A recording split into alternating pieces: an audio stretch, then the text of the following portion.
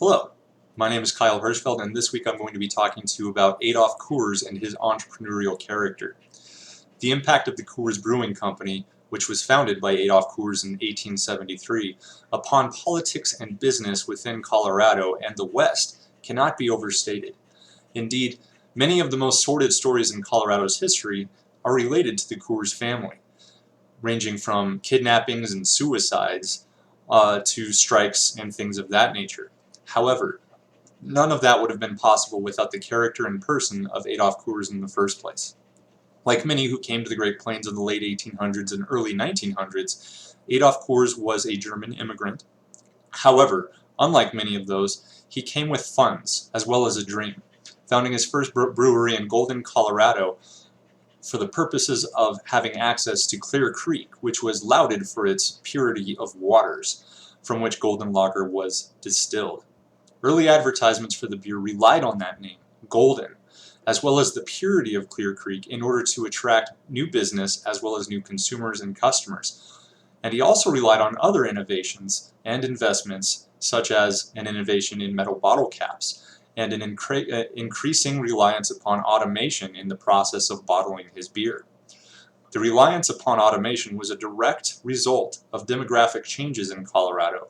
An expanding population led to an expanding need for beer, an expanding demand for beer, and thus necessity and innovation coalesced.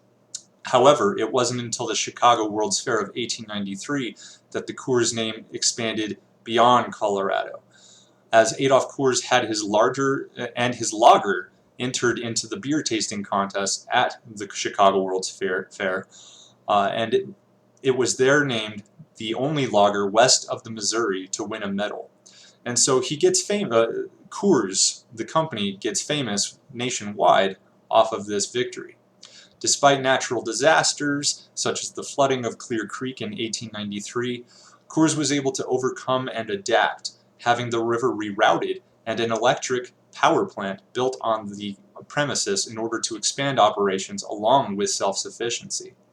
It should also be noted that Coors was heavily in favor of workers' rights, encouraging his brewers to join the United Brewery Workmen of the United States, in addition to instituting more breaks, better working conditions, as well as higher pay than many of his competitors were offering their brewers. Adolph Coors was heavily invested in workers' rights. In addition to this, Adolph Coors never forgot his German roots. Many of those who worked in his brewery were German immigrants. He often hired them to be at the front as well as workers in the factory. Colorado instituted Prohibition in 1916, 4 years ahead of the rest of the nation, and as a result, Adolph Coors had to come up with still another innovation in order to keep his business solvent. He, instead of brewing beer, turned to the manufacture of milk products and porcelain. By the time he had passed control of the company to his son, Adolph Coors II, in 1923, the company he'd founded was much larger and much more robust than when he had began it. He was now a multi-millionaire. However, he was seemingly disillusioned with the alcohol industry and with brewing in particular, especially with the new influences of mass production as well as pasteurization. And he complained that these processes were actually ruining his golden beer. In 1929, at the age of 82, Coors was found dead, either from suicide, murder, or by accident. The coroner said there was no need for an autopsy, even though he was found dead on the ground outside of a hotel. It was self-explanatory, said the coroner, which has led many modern scholars to debate the precise nature of his death. Did he fall by accident? Did he jump? Was he pushed? Nobody knows. Whatever the cause, what can be argued is the entrepreneurial spirit and vision of Adolph Coors in the continuous expansion of his company and his dream. Thank you very much for watching.